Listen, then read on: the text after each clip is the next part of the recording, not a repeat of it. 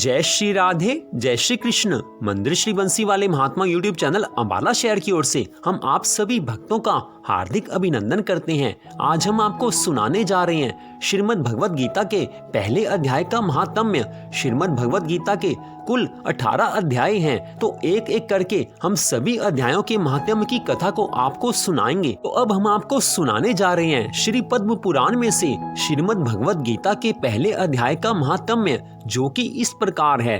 बोल श्री राधा कृष्ण भगवान की जय। बोल श्रीमद् भगवद गीता की जय। अब श्रीमद् भगवद गीता के पहले अध्याय का महात्म्य। श्री पार्वती जी ने कहा कि हे भगवान, आप सब तत्वों के ज्ञाता हैं। आपकी कृपा से ही मुझे श्री विष्णु संबंधी नाना प्रकार के धर्म सुनने को मिले, जो समस्त लोक का उद्धार करने वाले हैं। हे देवेश, अब मैं गीता का महात्म्य सुनना चाहती हूँ, जिसका श्रवण करने से श्री हरि में भक्ति बढ़ती है। श्री महादेव जी बोले, जिनका श्री विग्रह अलसी के फूल की भांति श्याम वर्ण का है, पक्षी राज गरुड़ ही जिनके वाहन हैं, जो अपनी महिमा से कभी च्युत नहीं होते तथा शेष नाग की शैया पर शयन करते हैं, उन भगवान महाविष्णु की हम उपासना करते हैं। एक समय की बात है, मूर दैत्य के नाशक भगवान विष्णु शेष नाग के रमणीय आसन पर सुखपूर्वक विराजमान थे। उस समय समस्त लोगों को आनंद देने वाली भगवती लक्ष्मी ने आदर पूर्वक प्रश्न किया। श्री लक्ष्मी जी ने पूछा कि हे भगवान, आप संपूर्ण जगत का पालन करते हुए भी अपने ऐश्वर्य के प्रति उदासीन से होकर जो इस क्षीर सागर में नींद ले रहे हैं, इसका क्या कारण है? श्री भगवान बोले, हे सुमुखी, मैं नींद नहीं लेता हूँ, अपितु तत्व का अनुसरण करने वाली अंतर्दृष्टि के द्वारा अपने ही माहेश्वर तेज का साक्षात्कार कर रहा हूँ। देवी, यह वही तेज है जिसका योगी पुरुष कुशाग्र बुद्धि के द्वारा अपने अंतःकरण में दर्शन करते हैं तथा जिसे मीमांसक विद्वान वेदों का सार तत्व निश्चित करते हैं। वह माहेश्वर तेज एक अजर प्रकाश स्वरूप आत्म रूप, रोग शोक से रहित अखंड आनंद का पुंज, निष्पंद निरीह तथा द्वैत रहित है। इस जगत का जीवन उसी के अधीन है, मैं उसी का अनुभव करता हूँ।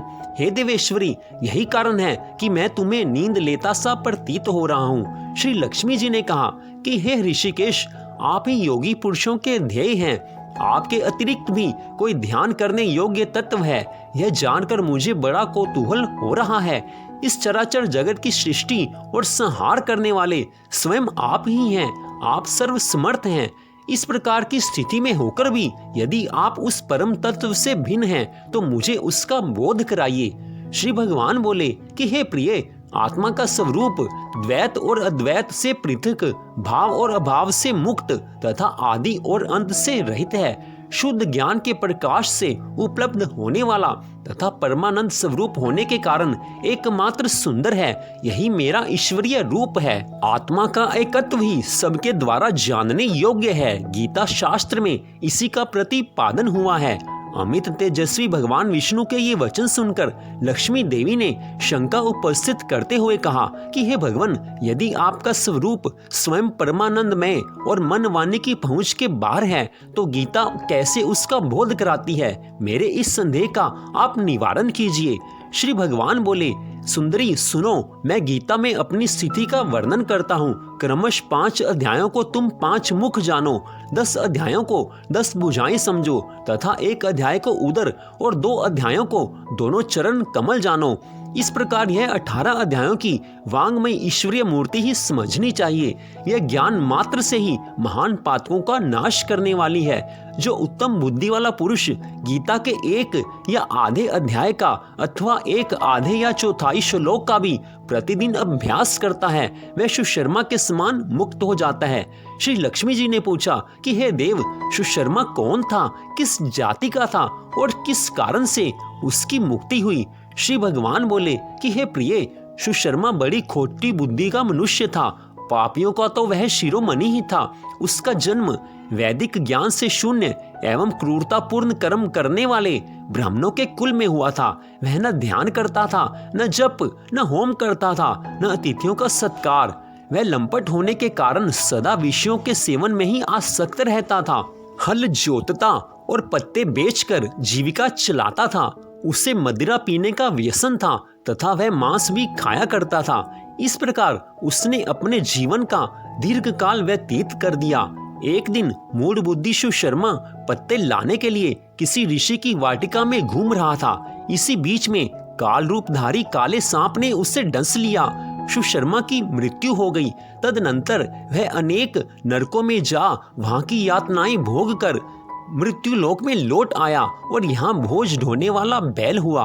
उस समय किसी पंगु ने अपने जीवन को आराम से व्यतीत करने के लिए उसे खरीद लिया। बैल ने अपनी पीठ पर पंगु का भार ढोते हुए बड़े कष्ट से 7-8 वर्ष बिताए। एक दिन पंगु ने किसी ऊंचे स्थान पर बहुत देर तक बड़ी तेजी के साथ उस बैल को घुमाया। इससे वह थक कर बड़े वेग से पृथ्वी पर गिरा और मूर्छित हो गया। उस समय वहां कौतूहलवश आकृष्ट हो बहुत से लोग एकत्रित हो गए। उस जन समुदाय में से किसी पुण्यात्मा व्यक्ति ने उस बैल का कल्याण करने के लिए उसे अपना पुण्य दान किया। तत्पश्चात कुछ दूसरे लोगों ने भी अपने अपने पुण्यों को याद करके उन्हें उसके लिए दान किया। उस भीड़ में एक वेश्या भी खड़ी थी। उसे अपने पुण्य का पता नहीं था, तो भी उसने लोगों की देखा देखी उस बैल के लिए कुछ त्याग किया। तदनंतर यमराज के दूत उस मरे हुए प्राणी को पहले यमपुरी में ले गए। वहां यह विचार कर कि यह वेश्या के दिए हुए पुण्य से पुण्यवान हो गया है, उसे छोड़ दिया गया।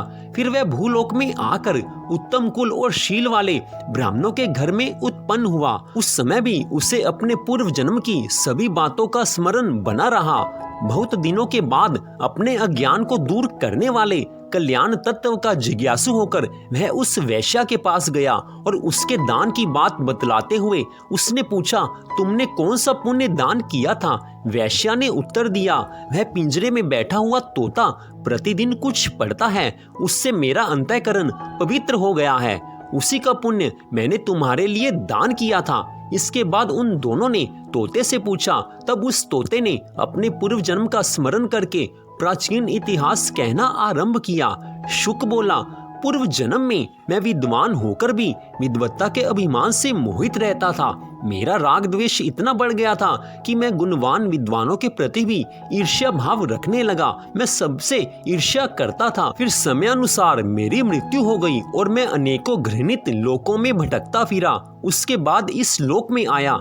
सद्गुरु की अत्यंत निंदा करने के कारण तोते के कुल में मेरा जन्म हुआ। पापी होने के कारण छोटी अवस्था में ही मेरा माता पिता से वियोग हो गया। एक दिन मैं ग्रीष्म ऋतु में तपे हुए मार्ग पर पड़ा था। वहां से कुछ श्रेष्ठ मुनि मुझे उठा लाए और महात्माओं के आश्रय में आश्रम के भीतर एक पिंजरे में उन्होंने मुझे डाल दिया। वहीं मुझे पढ़ाया गया। ऋषियों के बालक बड़े आदर के साथ गीता के प्रथम अध्याय की आवृत्ति करते थे। उन्हीं से सुनकर मैं भी बारंबार पाठ करने लगा। इसी बीच में एक चोरी करने वाले बहेलिये ने मुझे वहां से चुरा लिया। तत्पश्चात इस देवी ने मुझे खरीद लिया। यही मेरा वृत्तांत है जिसे मैंने आप लोगों से बता दिया। पूर्व काल में मैंने श्रीमद् भगवद गीता के इस प्रथम अध्याय का अभ्यास किया था, जिससे मैंने अपने पाप को दूर किया है। फिर उसी से इस वैश्या का अंतःकरण भी शुद्ध हुआ है और उसी के पुण्य से ये द्विज श्रेष्ठ सुशर्मा भी पाप मुक्त हुए हैं। इस प्रकार परस्पर वार्तालाप और गीता के प्रथम अध्याय के महात्म्य की प्रशंसा करके वे तीनों निरंतर अपने अपने घर पर गीता का अभ्यास करने लगे। फिर ज्ञान प्राप्त करके वे मुक्त हो गए। इसलिए जो गीता के प्रथम अध्याय को पढ़ता, सुनता तथा अभ्यास करता है, उसे इस भव सागर को पार करने में कोई कठिनाई नहीं होती। तो इस प्रकार श्रीमद् भगवद गीता के पहले अध्याय के महात्म्य का यहीं पर विश्राम होता है। मंदिर श्री बंसी वाले महात्मा यूट्यूब चैनल अंबाला शहर की ओर से आप इस परम पावन कथा को सुन रहे थे। आपसे निवेदन है कि कार्तिक मास महात्म्य के सभी अध्यायों की कथा को भी आप हमारे चैनल पर अवश्य सुने। तो मंदिर श्री बंसी वाले महात्मा यूट्यूब चैनल अंबाला शहर की ओर से आप सबका हार्दिक धन्यवाद। भगवान श्री राधा कृष्ण जी की, भगवान श्री हरि विष्णु जी की, गीता माता की कृपा सदा आप सब पर, आपके परिवार पर बनी रहे। इसी मंगल कामना के साथ जय श्री राधा रानी जी की, जय श्री कृष्ण भगवान जी की, जय श्रीमद् भगवद गीता की। जय जय श्री राधे, जय जय श्री राधे, जय जय श्री राधे श्याम।